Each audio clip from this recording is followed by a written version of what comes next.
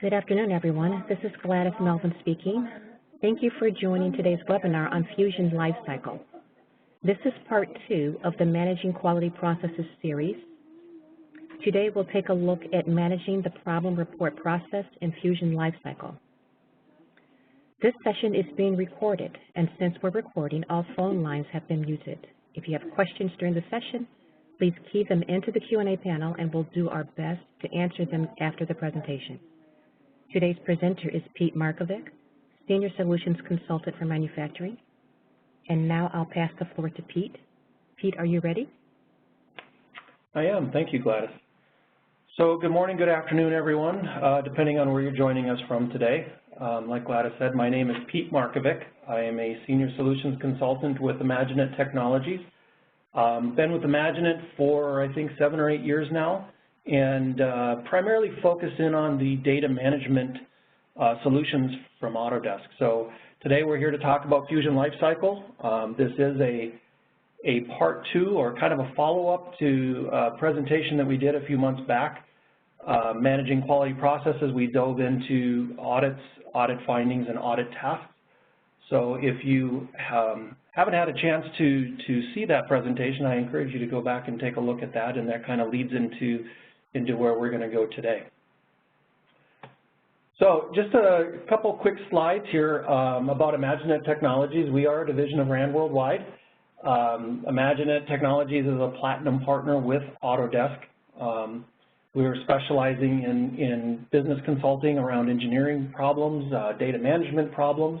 I guess I should update this slide. We do have a new division now of RAND Worldwide called RAND Simulation. So if you've got any FEA, CFD type of business problems or things you need to address, give us a call for that. We have offices throughout the United States with about 200 and so technical resources that cover all the different areas of the Autodesk suite of products, whether it's architectural, civil, or manufacturing. For Fusion Lifecycle, we are a certified partner, and what that really means is that we have been extensively gone through training with Autodesk to deliver Fusion Lifecycle successfully at customers. There's proven implementation models and plans that we follow to do that, to get companies up and running as quickly as we can. As we like to say, you know, any size company, any level of complexity, give us a call and we'll take a look at what business problems you're trying to address. Again, today we'll be focusing on quality processes.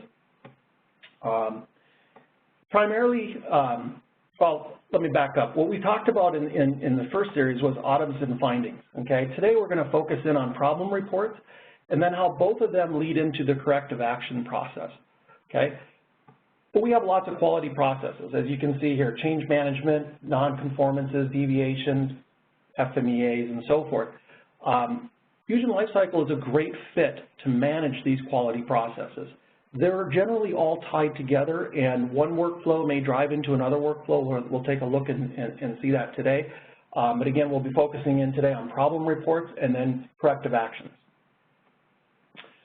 So, like I mentioned, quality processes are generally connected, and they're generally driven from an item or a part number.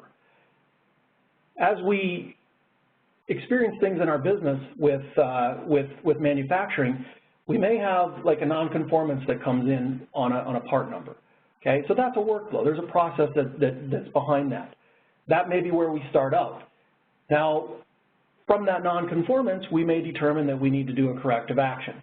Okay, well, Fusion Lifecycle allows us to flow from one workflow into the other. So we may start out issuing a non-conformance, go through that process, and within that process realize we need to do a corrective action. During the corrective action process, we may realize, well, we need to keep manufacturing going, so we need to do a deviation. That workflow, again, can flow right from the corrective action, transferring of that information. Okay, so that we're not entering it over and over again, and we don't have these disparate systems. Deviations are being done in an Excel spreadsheet, whereas maybe we're using Kappas in a QMS system or so forth. We want to have all these systems flow together.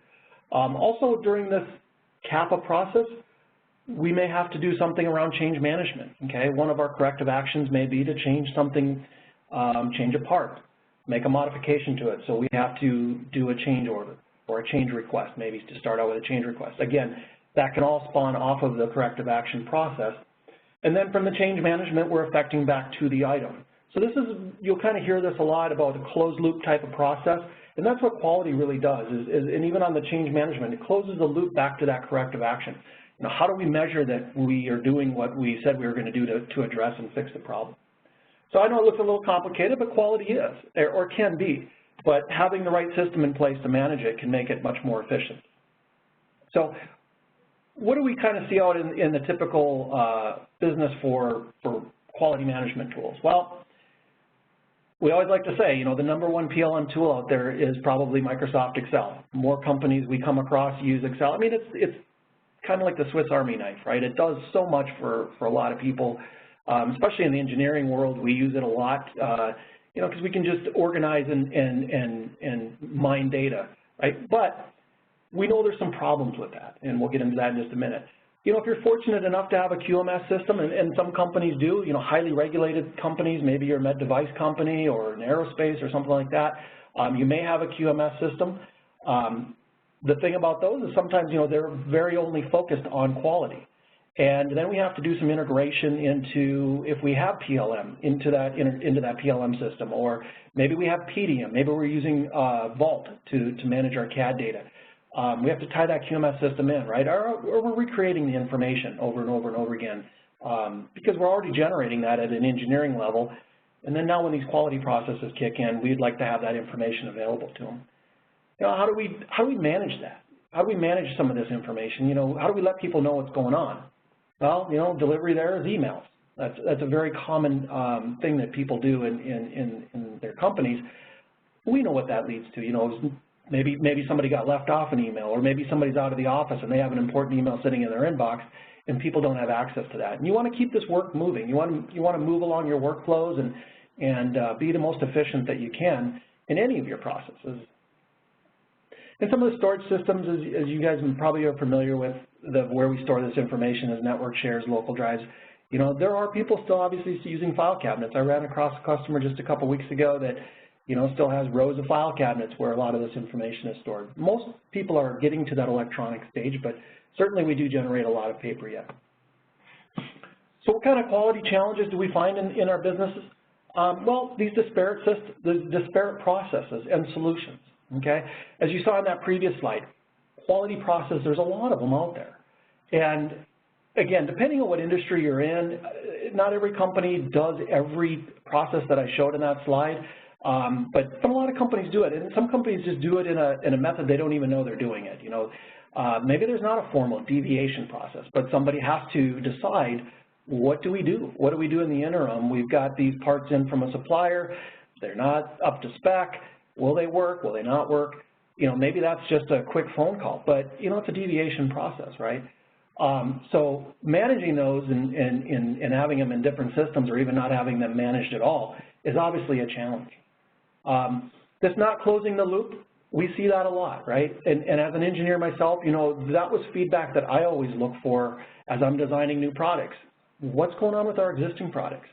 Am I getting that information back from quality so that I know what is happening in service and warranty and down on the manufacturing floor and with suppliers and everything, so that I'm designing better products going forward and designing out any kind of ongoing repetitive issues that we might have had. Sometimes engineering is not aware of those things. So having a tool that they can self-serve and go in and take a look at that information and be part of that closed loop is really, really important. Okay? Lack of resources and time. You know, we all want to practice quality. It's not free. It doesn't, you know, it doesn't happen auto-magically. It does require people to get involved. And the more efficient you can make the processes, the less resources you may need to have, and hopefully shorten down those life cycle times as well. And we have a lot of complex processes, right? Especially, again, if you're in a regulated environment. And that's kind of some of the things that I've built out here that I showed in the first series with audits. You know, we looked at 3 different workspaces. We started out with a quality audit that then could generate another workflow for the findings. And then within the findings themselves, we had tasks. So that's a pretty complex process, but that's a requirement for some companies. And in some companies, maybe they don't need to go to that level.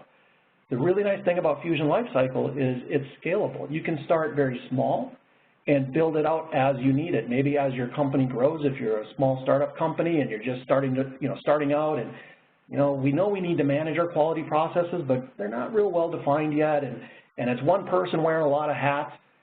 We can build that out relatively, simple and small, and then let that grow as your business and needs grow.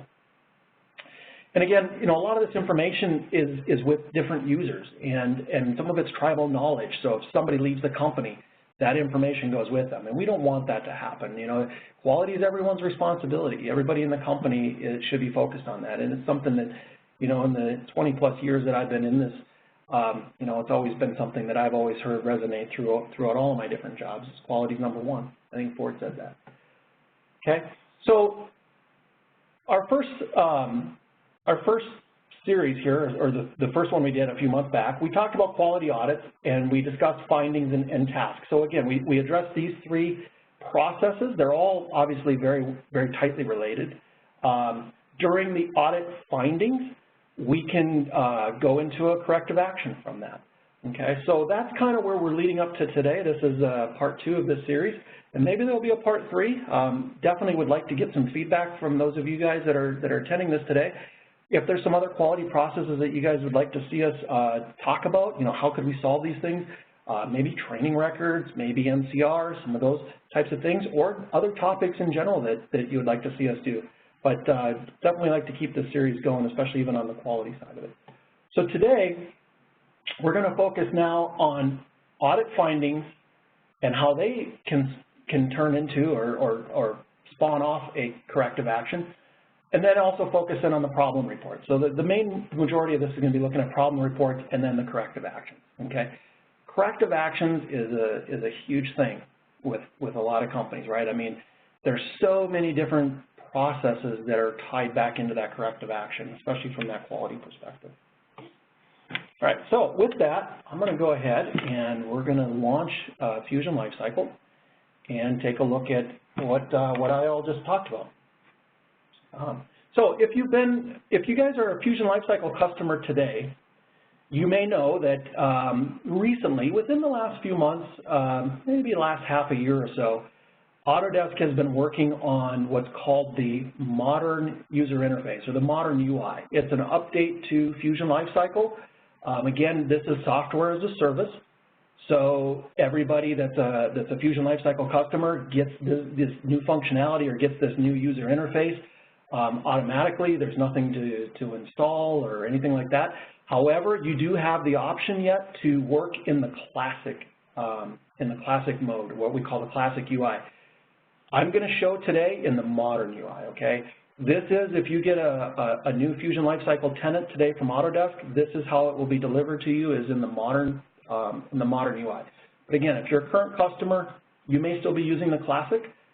We encourage you to look at going to the modern UI, and that's something we can help you guys with and help test and validate and make sure everything that you've done in your current tenant works in the modern UI. Okay, so if you haven't seen Fusion Lifecycle for a while, it looks new, and it is new to some extent. It's really the user interface overhaul, but there's been a lot of enhancements that have been added to this new UI. And again, they're going to sunset eventually the classic UI. So all the enhancements and improvements that are being made right now are going towards this user interface. But this should look somewhat familiar if you've seen Fusion Lifecycle before, certainly if you were on the part 1 of this. The home page. Okay, other than it, looks maybe a little bit different with, the layout. The layout's the same, but I mean, the bars and it's just kind of more of a modern feel. Again, that's why we call it the modern UI. But we have this most important piece right in the center here called My Outstanding Work. Okay, and this is that whole communication piece of PLM or Fusion Lifecycle. We want to know what's going on. What am I been assigned to do, right? What do I need to do in the system? What might people be waiting on me to do? And what's a priority for those things? It's bad enough that we get handed 30 assignments, but a lot of times we're left with determining out of those 30, what do we work on first? So Fusion Lifecycle can help us with that, whether it's quality processes, items and bills and materials, change management, it doesn't really matter. Any workflow within Fusion Lifecycle can be monitored in a sense of having due dates and assignments and so forth. And so what we're looking at here in this outstanding work is I've got a bunch of work assigned to me. Okay, if I scroll down, you can see there's a little bit more in the bottom here. Some of it has due dates, some of it does not. That is totally optional depending on how I build out my workflows. But we have some nice visual indicators right off the bat. I can see I've got a task here, and I know it's a task because I can see it's in the Audit Tasks workspace. I can see it's in progress. It's due tomorrow, okay? And that's why we have a yellow flag. Now I have a couple tasks here that are green, so that tells me I have a little bit of time. So again, I have that prioritization to let me know what I need to work on. And this is specific to me. These are just my tasks, things that I'm assigned to. Another user would log in, it would look completely different to them as far as what shows up on their work. Okay? And this is live. This is always up to date. If I go in and I complete this task, it'll drop off of the outstanding work. Okay? So it's just a real nice visual indicator. Now, very happy to see I have no red flags, so I'm getting my work done. That is a good thing. Okay? Some of the other areas that we have here, I'm going to just give you kind of a little bit of a recap of Fusion Lifecycle for those of you that maybe haven't seen Fusion Lifecycle before. Maybe this is your first exposure to it. Again, I encourage you to go back and look at the Part 1 series to kind of get an idea of what we did there with quality processes. So I'm not going to go too far in depth here, but on this home page, we have areas to create bookmarks. I don't have any, but if you want to bookmark certain things, we certainly can do that. It also keeps a running list of things that we visited recently. And for some reason mine is blank, but I just cleaned out my cache, so that's probably why. As well as up here on the top, and we're going to come back to this in a little bit, but we still have our charts there. So if you remember in the classic user interface or the older user interface, we had these nice charts. This is a dashboard that you are in control of as a user of what charts show up here. Okay, you can go create these, or maybe someone else has created some charts and they can share them with you. So if you're in the quality management area, or you're a quality manager, you're going to be interested in things like NCRs and Kappas and audit finding. So this is kind of right now what we're talking about. So that's why you see kind of these quality charts, things like that up there. But hey, if I'm the engineering manager, I would probably want to have some new product introduction type of charts up here. What's going through my department right now? Are things on task? Who's overworked? Who's overloaded? That kind of thing. We can display those, and I'll come back to those here in just a little bit later and go through a little bit more on the charts. So again, this is the new user interface. A little bit more modern as far as like menus, things like that, but everything is still there. Now I see everything. Obviously, I'm an administrator within my system, so I can see all these different things. But as a user, you might just see things that are relevant to you. We can tailor this to different roles and different groups within your company and organization, so that if I'm in purchasing, okay, maybe I just need to see the supply chain stuff. So I need to work with suppliers or work with customers or doing a supplier audit or something like that. But maybe I'm not involved in quality, okay? This can be completely hidden from those that don't need to see it or access it, if that's what you desire to do. It's just a nice way of cleaning things up and making it very tailored and configured for your users. Let them focus in on the things that they know they need to focus in on. Even in the new user interface, everything is basically pretty much like it was before, out of the box or out of the cloud, as we like to say, because it's the software as a service up in the clouds. We have products, items, and bombs. There's a product dashboard workspace that I added here. That's not out of the box, but the products, items, and bombs are there. Under change management, we have problem reports, okay? Now, this is the one that comes with the tenant, and it's certainly fine for a lot of companies. It's a great starting point. I created my own workspace, okay? And that's the really nice thing about Fusion Lifecycle. We can use what's there. We can tweak it. We can modify it. We can make it our own. Or we can just start with a clean slate of paper if we want. Deviations and waivers. Change requests, change orders. So we have a lot of workflows and workspaces that come right with Fusion Lifecycle. I already showed you the supply change. This is what we're going to focus in on. I'll show that to you in just a minute. But under quality, we do have NCRs. We have corrective actions. We have RMA. Okay? So again, that all comes with Fusion. You know, sometimes it will fit right into your business and organization. If your processes are, you know, a little bit loose and not well defined and, you know, we're still kind of working through them, hey, it's a great place to start. It's best practices generally, okay? But, like I said, you know, maybe I want to complicate things a little, not really complicate things, but maybe I've got more complex processes, okay? I needed to build it out a little bit more. We certainly can do that. So I've got quality audits, the findings, the audit tasks. These were the three things that we talked about in Series 1, as well as I have my ISO manuals or my ISO documentation in Fusion Lifecycle so that I can reference that. And we'll take a look at that in just a minute. We're going to focus on problem reports and corrective actions today, okay? So those will be there. Now, if you're using Fusion Lifecycle already today, or if you've seen anybody demonstrate it or sat in on any of these before, you'll know that one of the nice things, or one of the easiest ways to navigate Fusion Lifecycle is to run things in multiple tabs, right? So I have multiple tabs opened up here already. It's all going back to the same tenant. It's a little bit nicer, it's a little bit quicker than having to, you know, open up this and go into the workspaces, go into quality process and say, okay, I want to go to problem reports. You know, it's not slow, but, you know, it's a little bit quicker if I'm working on problem reports to just have this other tab open. So just want to explain to everybody when I go through the different tabs why I've got them kind of pre-staged, just to make it a little bit quicker to flip through them. All right, so let's go back, just review real quickly. I don't want to spend a lot of time on this because we want to make sure we have enough time to talk about problem reports and Kappas. But in Series 1, we talked about the audit process, so quality audits. That's what we're looking at right now. I can see I'm in my home quality audits workspace, so we still have, you know, in this new user interface, some really nice navigational tools. I can see that this is locked. I can see it's in the closed state, right? There's no workflow to be done. So this quality audit has been completed. Okay. Again, this is a workflow that I created that fit what I needed to do for my business. Your workflow may be different.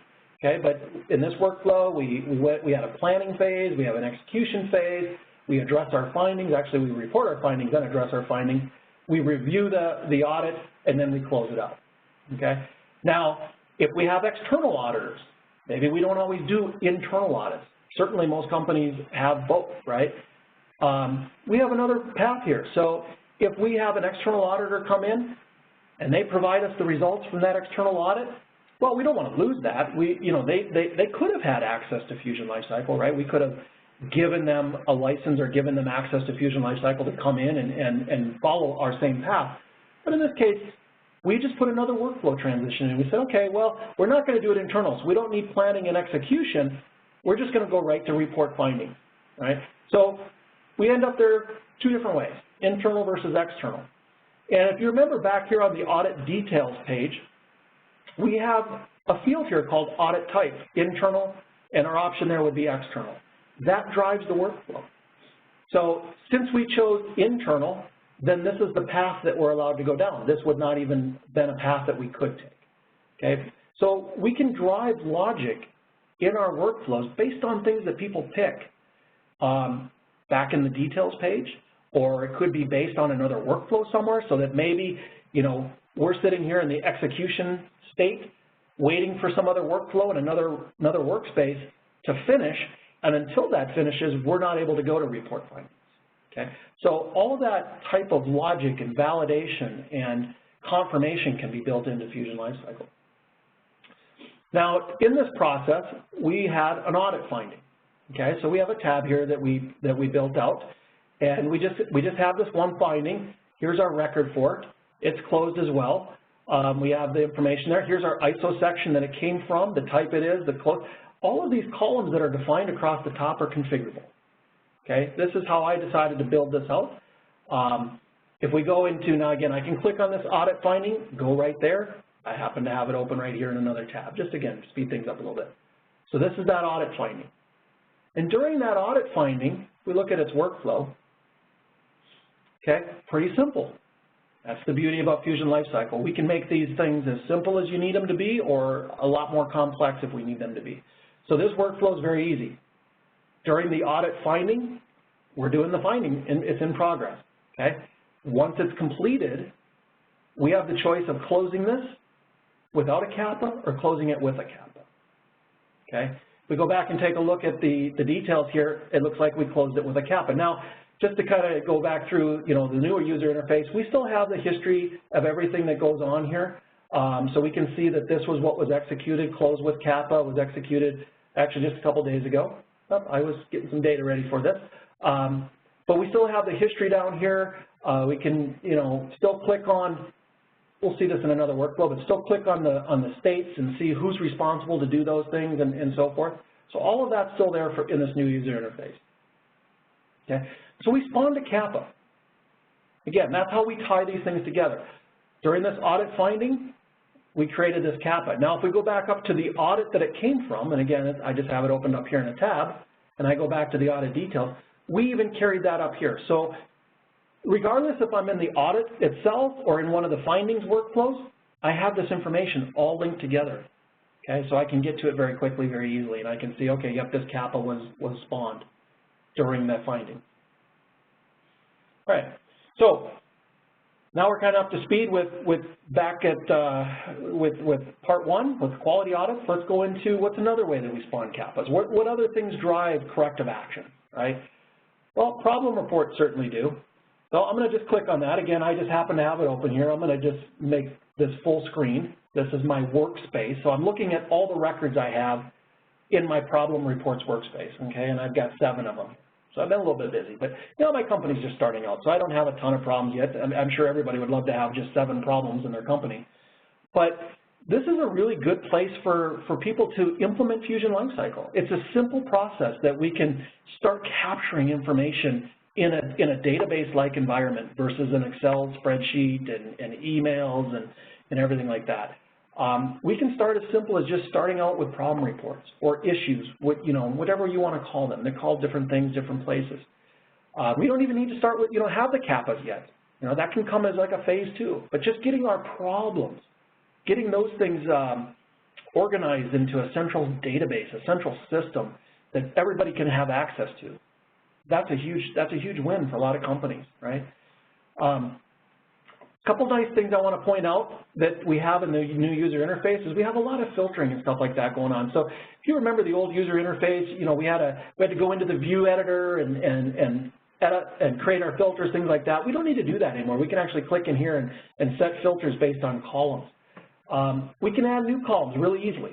So like, for example, in my Prom Reports detail, I have a current date and a reported date, right? So I'm going to just go ahead and add those columns. It's as simple as that. This is just for me. It didn't affect anybody else that's in my company or in my tenant. But I want to see, when did the occurrences happen? When did the reported date happen? Maybe I want to filter out and say, I don't want does not contain closed, right? Nope. So we don't even need to know what the states are or anything like that. We can just go ahead and say that. We can just get to the current ones, right? We can filter those things out really quickly if we've had thousands of records in here. So Fusion Lifecycle is very capable of handling thousands of records in workspaces, okay? You can see it's green, so that tells me I have a filter applied, because I might forget. I do a lot. And I come back into this 2 weeks from now and I'm like, wow, I thought we had 7 problems. We're down to 4. Well, that's a good thing, right? But again, Autodesk has done a great job giving us some visualization tools to see and understand what's going on. So I'm just going to remove that filter. Okay? And like we had before, we have the capabilities of creating views, and those views can be specific to workspaces. So I could go ahead and create a new view called Pete's or whatever I want to call it, and apply it into this workspace. When I'm over in Kappas, maybe it's a different view, maybe it's a different workspace, or different columns that I want to show. So they've done a lot of work here with making this much more user-friendly and usable, or efficient, I should say. It's always usable, but it's a little more efficient today. A lot less clicking, things like that. Right. So let's talk about problem reports. It's similar to audits, audit findings. It's another place where we can go into our corrective action workflow. Okay. So we're just going to go ahead and create a new one. So we got a brand new problem report that came in. This is the new details page. Okay, looks very similar to maybe the old one. It looks a little different. I mean, we still have sections here. We can just simply click on them and collapse and expand them. Right? We can drive permissions around these sections. So maybe I had some financial information in here that I don't want everybody to see. Maybe only the top executive should see what is this problem costing us, right? You know, how many of us track that? But we can still turn our sections on and off based on security. So I could take that financial information away from the general population and just make it available to certain people if I need. You can also see there's some red asterisks in here.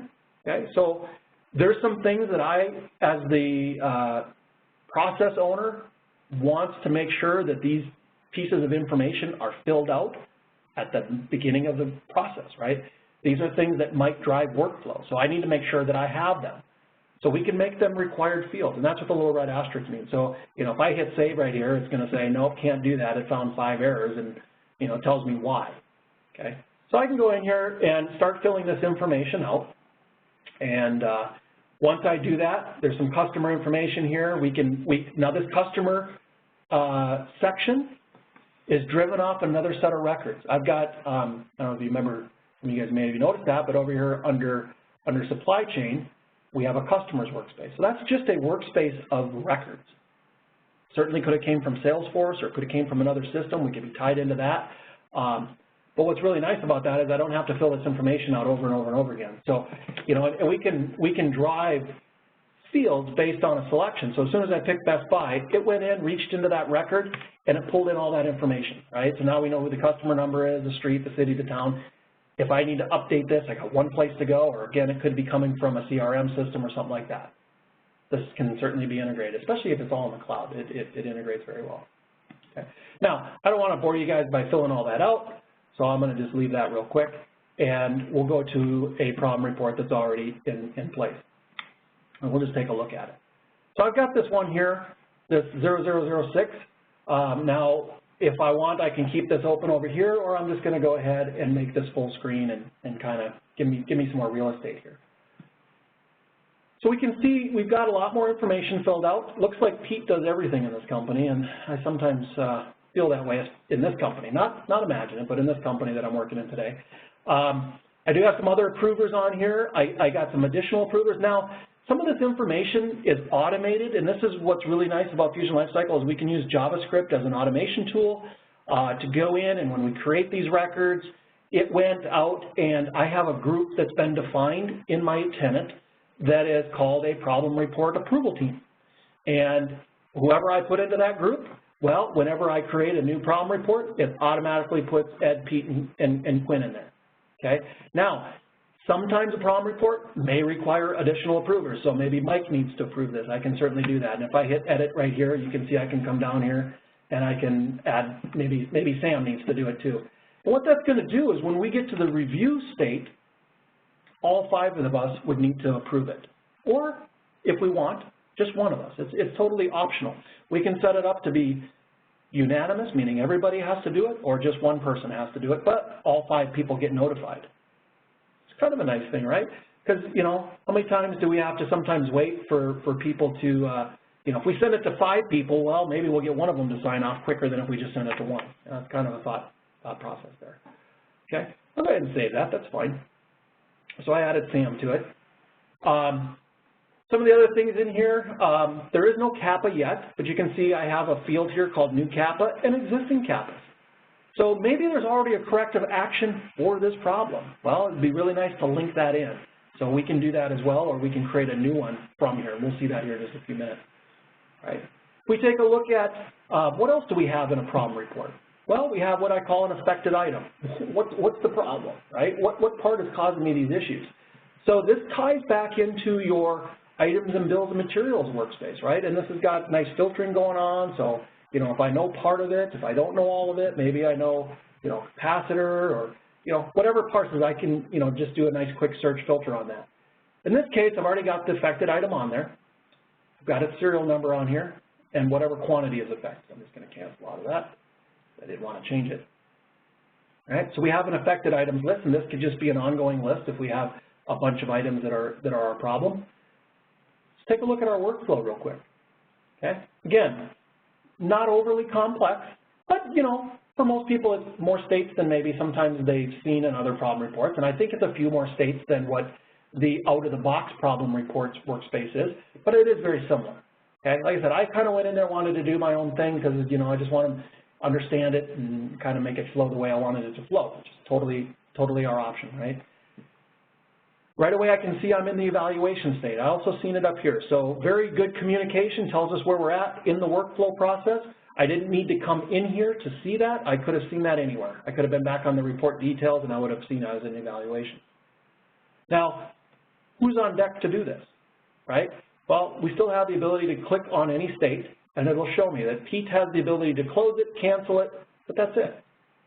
Well, what kind of Prom report is that? If I can only cancel or close it, I guess we don't have a problem, right? Well, there's some logic in here.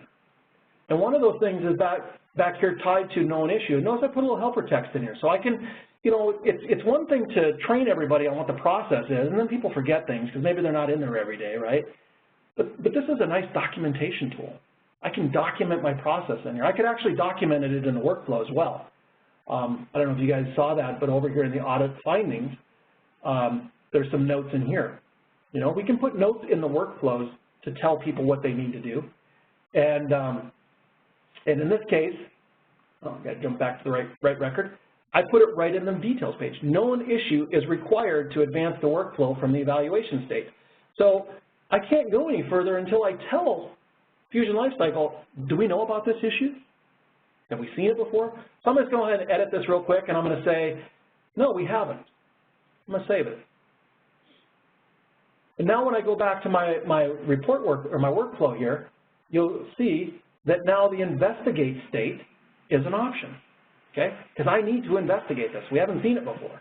If I click back on evaluation, you'll see that that is now available to me, the investigate state, right? If I would have said, yes, it is a known issue, well, guess what? I have a fast track. Could have gone all the way over here. That would have lit up instead, and I could have put it right to review. We don't need to do the investigation resolution, but we still want to track it, right? We want to know what problems we're having and what components and things like that so we can see trends and things and so forth. Okay? Now, it's pretty boring to go through this, and I'm not going to take you through it because it's just, you know, click on this, and I can return things. And, you know, if I get to the investigation state and I realize, you know, maybe I'm the guy doing the investigation and Joe did the evaluation and Joe missed a step, I can return it. The nice thing is on any of these transitions, I can make comments required. I can make, you know, when I return it back to evaluation, I got to let somebody know why am I returning it. And that history is all stored, you know, in the history of this record. I don't have any in here right now, but it would show up here on that return and say, why did it get returned, okay? We could also push it to a field over here if we wanted to. I don't have that. That's getting a little bit more advanced, but we can do those things, okay? Now, I'm going to take us to I'm just going to go back out here to Prom Reports. Let's go take a look at one that's in the review state already, just so we don't have to click. Nobody wants to see me click through things, right? So we look at this and we're like, okay, we got the Prom Reports details, the customer's been filled out, we did the evaluation, it wasn't a known issue, the investigation's been filled out, so we captured some information about that. What's our resolution going to be? Do we need to do a Kappa, right? Now, some of this, before I could even put it to the review state, this is required. I had to answer that question. So I need to let people know, are we doing a Kappa or are we not doing a Kappa on this, right? If we take a look at the workflow, you'll see right now we're sitting in review. Now, we do have a lot of approvers on here, but I have it set up that I can just do it with one. But any one of us three can do it, okay? But again, that's optional. I could have made this so that all three of us needed to do this.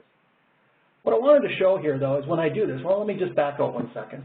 Let's go take a look at this record one more time, and let's look under Kappas, and you'll see there's nothing there, right? Now, I don't need to go back to the workflow. I can just do it up here, but I'm going to do the final approval, and I can put some comments in here. Good to go. Let's do a Kappa, all right? Go ahead and save that. What it's going to do is it's going to do alt magic. It's going to move the workflow, and we just need to do a little quick refresh here of the page. It is still web browsers, and sometimes you got to do a refresh. Okay, you'll see our state now is in the closed state. If we come down here to Kappas and expand that, you'll see we now have a Kappa that got created, the 006, PCB delamination. So we copied some of that information. Now, I could have copied a lot of information over there, but I didn't really have any. I mean, you know, maybe the customer would be nice to have on the Kappa, whatever you want to do. Okay? I try to keep it a little bit simple here. All right? So that's how we get over to a Kappa. And again, we can just click on that if we want. It takes us right to it. I'm just going to click on that. Takes us over to the Kappa record. And here we are, and we're ready to start the Kappa process. Right?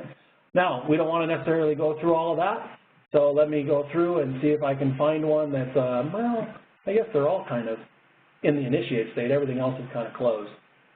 So let's just look at this one real quick. This will be fun.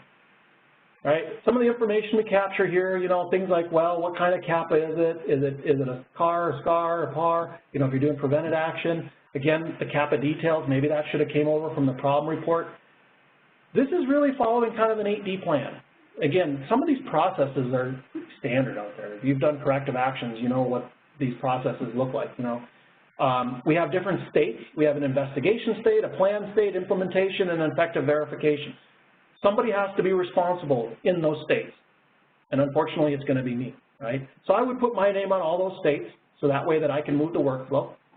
Have a containment plan. So when we get into, you know, kicking this off, what's our containment plan going to be? I need to go in there, you know, I have 3 actions that I can assign. You know, maybe we need more, but 3 is probably enough for most. I put a description of what it's going to be, and I assign it to somebody. Again, it's more than likely going to be Pete. Okay. When we get into the investigation state, we're going to be looking at root cause, right? So we have fields to capture that information. Now this is pretty simple. We have nothing more than paragraph fields here, but it's a great effective way to capture that information. Under the corrective action, you know, what's our plan? What's our risk assessment? What's our criteria to measure effectiveness? And then under the implementation, give us a description on that. Effectiveness verification. So what are we going to do to verify? You know, re-review in 6 months, whatever, okay? Here, I don't have any predefined, but I can go ahead and I can pick out who my Kappa approval team is. So maybe it's Shep and Ed and Tim and myself, right? So again, that can be scripted, maybe based on product line, something like that. Now in this workflow, I actually set up a notifications field. So these are my approvers, but I can add some other people to here that say, you know what, maybe Quinn and Mike, every time that we move into the next state, so when we go from investigation into plan and into so forth, they're going to get an email. Now they're not approvers, they're just notification only. They're just going to get notified that this Kappa's moved. And we can do that. Again, it's something that, you know, we can build out custom emails, that type of stuff within Fusion Lifecycle. Okay, we have our references down here. So this came from a problem report. Let's just go ahead and save that. You see that it automatically brought that over here. Okay, if we go and look at, say, another Kappa out here, maybe let's look at this one here. Let's see where that came from. If we come down here and look under references, that came from a deviation. Or actually, I'm sorry, this spawned a deviation. So during our Kappa process, we created a deviation. Well, let's take a look at that. How does that kind of work? Look at the Kappa workflow here. And I try to rush here a little bit, guys. I see I'm trying to keep an eye on our time, just so that I have enough time if you got any questions here at the end. But now here's our Kappa process. It's a little complicated, maybe more than what every company needs. But again, it's based on 8D principles, and so it's kind of like what most companies would need to have. You know, we investigate it, we review that, we plan it, we review that, we implement it, and then we wait. Maybe we wait here for however long we need to verify its effectiveness. We review, make sure it really was effective, and then we close it out, right? So it's kind of a standard process. Notice we have those little bells on there. Those are reminders. Okay? Again, we don't want workflow stuck. So when it goes into that investigation state, whoever's responsible for doing it, they're going to get reminded. I think I have it set every 3 days for 10 times, so for a month. They're going to get a reminder every 3 days. Yeah, that can get a little annoying. Yeah, you want to keep the work going, right? Again, fully configurable to however you want to set it up. Now, in here in the planning state, you know, hey, we're planning what we're going to do here, but we need to get parts in the door. I need to create a deviation. So right here, I can actually click on that when we're in the plan state, and it will create a deviation for me. Link it back to this corrective action. So over in the other workspace where deviations live and they have their own workflow, it will spawn a record over there. It'll transfer the information that is relevant from this corrective action, and put it over there. Now, I don't have any linkages here so that maybe the deviation has to be completed or closed before we go to the review, but I could. All of that is possible. Once we get in implementation, effectiveness, verification, I can create change orders, okay? So maybe hey, I'm implementing this, I need to modify some parts. Boom, I just click on this, creates a change order over there, kicks off that process, transfers whatever information I need to transfer over to it, okay? Now, the other thing that we can do here is we can record. I'm just going to minimize these just so that it kind of takes a little less real estate up, guys, here. But down here I have a section called reporting. So I'm capturing automatically as this goes through the workflow.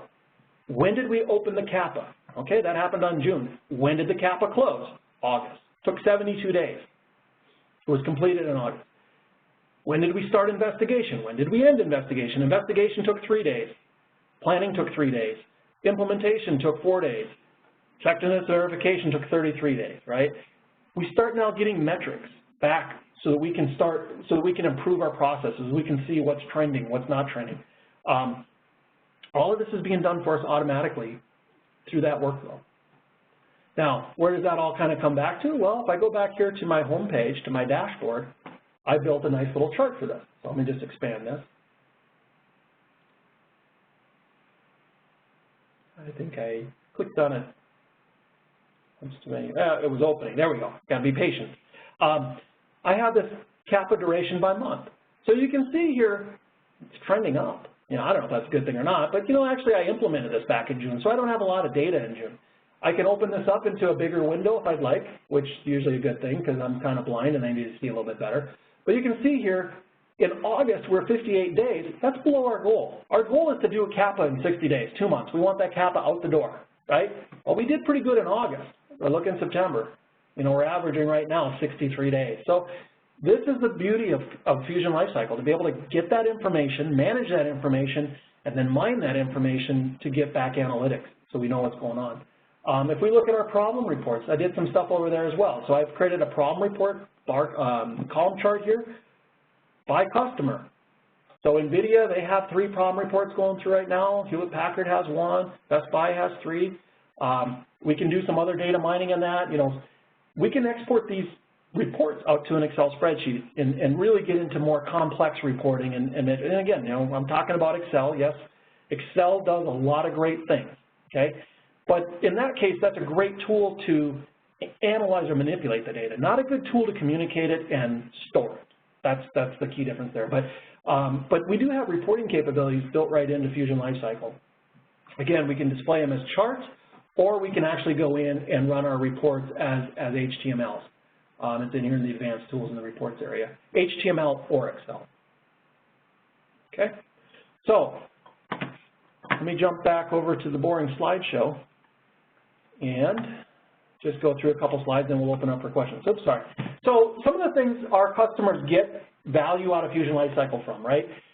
What I just showed you, real-time metrics, the reporting, that's a huge thing for a lot of companies. You know, we all kind of know where our bottlenecks are. We all kind of know what the problems are, but it's not documented anywhere.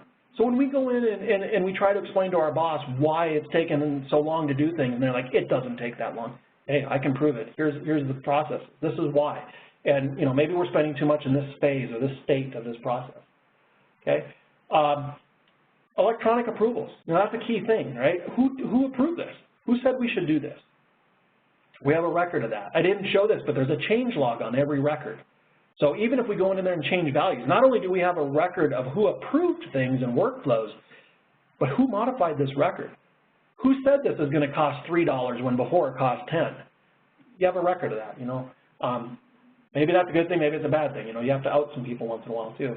So consistent, repeatable processes, that's a real big benefit, right? What is the process? How do we enforce it? How do we train on it? How do we get people to understand it? It's a great system for onboarding people. Continuous improvement, that's a key thing I always tell our customers is you have a tool now to do continuous improvement, to constantly evaluate your processes. In fact, some people build a Fusion Lifecycle workspace just for that, so that users can actually submit ideas to say, you know what, I think this business process should change. So they, you know, it's like an ECR, right? But it's a business process change request. That goes through a board or whoever, maybe one person, maybe multiple people, and they vote on it, decide on it, whatever you want to do. And then that's how you make improvements to your processes. But you have a mechanism and a tool to do that. No hardware, no software. True SaaS software, up and running almost immediately, right? I mean, as soon as you buy the software and Autodesk generates the tenant, you have a lot of out-of-box functionality already there available to you, okay? You can tweak what's there, or you can build it out from scratch depending on what your needs are. So within weeks, you can have these processes implemented in your company. Not everything, we're not saying you can boil the ocean here, right? We don't want to just, oh, we need to integrate into that, integrate into that, integrate into that. We can do those things, but those are generally down the road a little bit with different phases. But, something as much as just problem reports, issue tracking, things like that, a couple weeks, and you've got a very good system to manage those processes, all right? Some of the other areas that we see Fusion Lifecycle going into, so we talked about quality, you can see some of them in there, BOM tracking, product and program, so NPI, phase-gated approach, that's a very big, obviously PLM, product lifecycle management, really is the beginning of your, the NPI process. Logistics, suppliers, right? Not every company has a real great, robust supply chain tool to manage. We can build in some of that. We have done supplier audit workspaces on a timer so that, when we put a supplier in and we say, hey, 30 days, we need to re-review, or 6 months, whatever it is, the system will automatically alert you and notify you, hey, this supplier is coming up for audit in 30 days. And then in 15 days out, notifies you again. And then when the day comes along, it sends you an email and says, this supplier is under audit. And everywhere that supplier is linked within PLM, they know it. The status changes for that supplier. So we can see it. If we're on an item record and we look at the AML, the authorized manufacturing list, we'll see that supplier is being audited. Maybe we, I don't know if that means anything, but maybe it'll change our decision on whether we use them or not. Of course, we want to wait for the audit results, right? But anyway, all of that stuff can be tied back. All right, so I left us with about 8 minutes left of the hour. That's what I had. So I don't know, Gladys, if you've got any questions that have come in, but I'd like to go ahead and open it up for Q&A. Sure. If you guys have any questions, please key them into the Q&A panel. And I have one coming in right now. Okay. Our company currently uses Salesforce to manage our warranty and service issues. Can that be tied into Fusion Lifecycle? Yeah, absolutely. And that's probably one of those things that would feed into, problem reports, right? So you're probably capturing some of that information today in Salesforce. They're both cloud systems, both in the cloud. We can integrate into on-premise systems as well, but when they're cloud to cloud, the integrations are a little bit easier sometimes. But that's something that can be integrated into Fusion, so that if maybe you capture that information, service guy, sales guy, or whatever's on the phone, getting information from one of your dealers or things like that, they're putting it in there, and maybe there's a button in Salesforce that says create problem report. That information then gets fed over to Fusion Lifecycle and kicks off this process. Some of these other areas or data management solutions, I guess is what I'd call them within your business, they do a great job of managing data, but not necessarily have the workflow tied to that data. And that's where Fusion Lifecycle really accelerates is in the workflow management tied to that data. So yeah, Salesforce integrate to ERP systems, different ones that are out there, again, cloud-based, on-premise based. There's a lot of integrations going on with Fusion Lifecycle. We are currently using Excel to manage our problem reports. Can we bring that information into Fusion Lifecycle to have history for reporting purposes? Yeah, so, obviously it's, companies that have been around for a long time, they have an archive of information and history, and that's good information for data mining, and it's hard to do sometimes in the systems that it's in. So Fusion Lifecycle has importing capabilities. Excel is the engine that we use there, as well as there's some custom tools that have been developed, and we've worked with customers on some of that too to do other types of data importing. But Excel is native to Fusion Lifecycle to either export stuff out or import stuff in, and also to update and modify records. So if we need to change 200-300 records in Fusion Lifecycle, we can use Excel as the key for that. Now, there's some things that we need to do is, the Excel spreadsheet might need a little bit of work with formatting columns and getting, things to match up so that, this field of information that you're capturing today in Excel maps to this field within Fusion Lifecycle. But absolutely, and it would be recommended to, if there is a database, maybe it's an Access database or something that you're capturing this currently in, get that out to an Excel spreadsheet, and then we can use that as a mechanism to import into Fusion Lifecycle. But yeah, not everything would come in, but things like that where there's a history and that historical information is really important to your business, it's really well worth doing.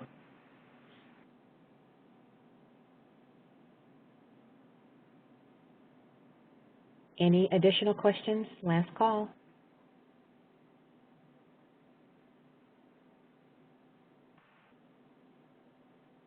Hopefully I answered everything. Maybe that's always you never know if you said too much or you said too much to confuse everyone, or you said enough that everyone has their answers already. I don't know. If you guys have anything that you think of afterwards, feel free to contact us at Imaginet. Contact your sales rep. Go to Imaginet.com if you're not currently with Imaginet to get a hold of somebody. But we're more than happy to answer your questions. With Fusion Lifecycle, the first thing we really like to do is just have a conversation. Let's hear what's going on in your business. What are some of your business challenges? And then we can get an idea of, is Fusion Lifecycle a good fit for that or not? I mean, it doesn't do everything. It doesn't fix your car. It doesn't, get groceries. Doesn't do that kind of stuff. But that's the very first step, is to sit down with a reseller like with Imaginet and go through what are some of those business challenges that you guys are experiencing, whether they're in quality or in new product introduction, change management, or so forth, and we'll go from there. We'll send everyone that attended or registered a recording of this session. Thanks to our presenter, Pete Markovic. Again, thank you for joining our session. Enjoy the remainder of your day.